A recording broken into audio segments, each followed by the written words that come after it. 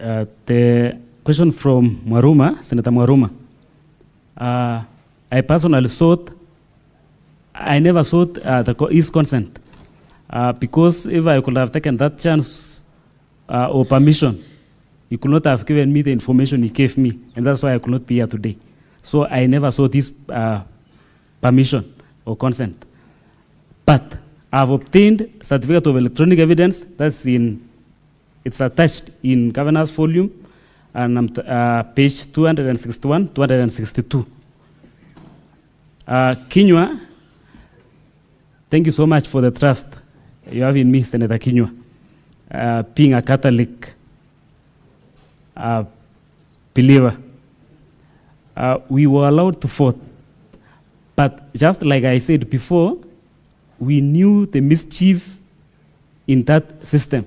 So we avoided, because as I had explained earlier, if I personally, I never voted, but still my vote is counted in the list of those people who voted. What could have happened if I could have pressed the button, whether to abstain, whether to vote no? It could have been a different story. And I could not have had the opportunity to explain myself to the public, to the senators, and to the people out there who are believing on our story. Honorable Pate, Senator Pate, Speaker never declared that nays or ayes have it.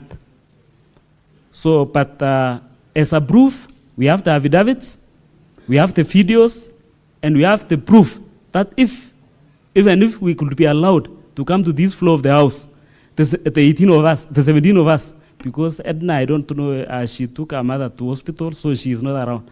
But if 17 of us could be allowed to come here, so that what Honorable, the Speaker, Madam Speaker, the other time, he did an 8 count. You can do still the 8 count here to confirm that we are 17 who never voted. That's a proof, and a live proof. Wafula, Honorable Wafula, talk about corruption and whether I know of the repercussions of corruption. Definitely, I would not have taken any bribe. If I could have, if I'm a person of bribes or corruption, I could have accepted the offers of Honorable Rogoy. And for your information, for the last 1 year since the impeachment of the governor, I was removed from jail finance. I have no responsibilities, but I'm surviving with my own businesses, and I'm lucky that my wife is working here in Nairobi, so at least she can provide for the family. We were taken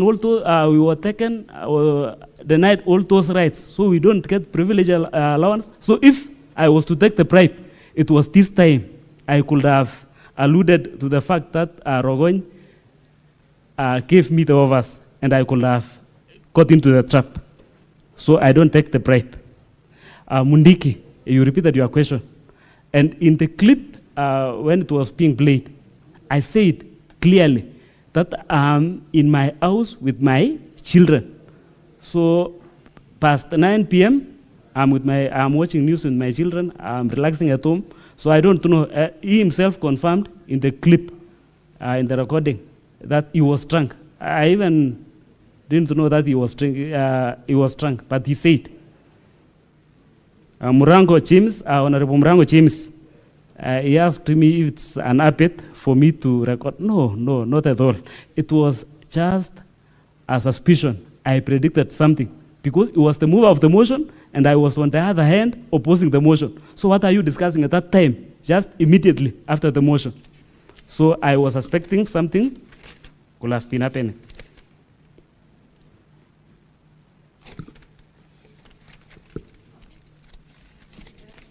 Yes, I'm done. Senator Lelegwe, what's your intervention? Speaker, the witness has not responded to my two questions. Oh, sorry, I have another sheet. I'm really sorry. Can you proceed and respond to Senator Lelegwe's question?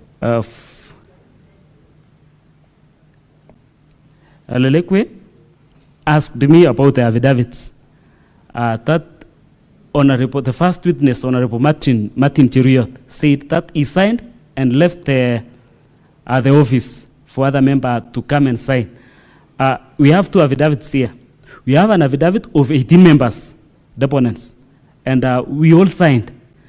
But the individual affidavit where we were registering with the DCI on the allegations that we never voted, it was each of us individually. So we have two affidavits. You asked me again about the general conduct of the speaker. I will not have wished to say here because he has no right of reply, but to be blank and to say it as it is. And that's why I was suggesting that if at all you could have the opportunity to remove this motion of impeachment from MCAs or from the county assemblies, I will suggest so.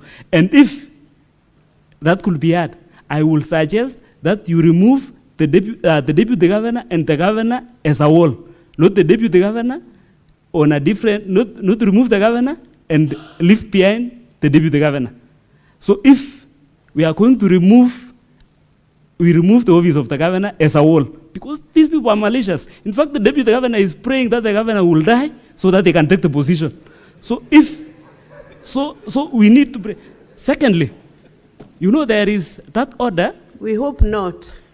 Okay, let's pray so. There is no such prayer. Number 3, if at all the deputy governor could take the position, I will suggest that even if the deputy governor could be impeached, the deputy speaker could not be given an opportunity, the speaker could not be given an opportunity to run the government.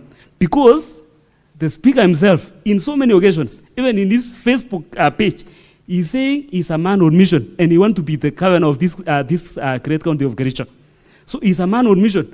He wants to finish Dr. Eric Mutai, then he comes for Fred again. Because in the clip, you could hear, we will impeach the deputy governor. That's Engineer Fred Grue. In Kalenjin, he said, he said, we will remove Engineer Fred. So he's a man on mission. So that's the general conduct of the speaker. If I could be asked to provide the details, I'll do so. Yes. Thank you, witness. I hope you're done. And we want to discharge you now so that we can proceed on to the next. Do you?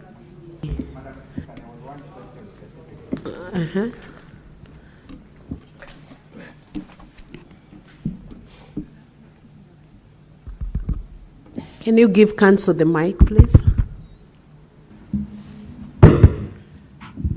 Thank you, Madam Speaker. One question for me from Senator Wambua. I have confirmed from the video that there seems to be no declaration of that specific question, but I'm yet to confirm from the hazard. So if you could kindly allow me to peruse through the thousands of pages. Once I get that specific capture, I will let you know. Thank you. Thank you. So the witness is discharged. Mr. Speaker, sir, Mr. Speaker, Madam, I was also asked a couple of questions. Yes, thank you, Madam Speaker. The first one is the propriety of my having asked the 18 MCAs to stand. It was a very direct invite by both the Speaker and an MC, I think, called Tarimbo, asking me to substantiate my contention that there were 18 MCAs in support of the governor and in opposition of the motion. I was very directly invited to substantiate that, and that was the only way I could substantiate, by identifying the 18 of them. The other question I was asked is why I took up the complaint about the use of electronic voting even before the MCAs had discussed it.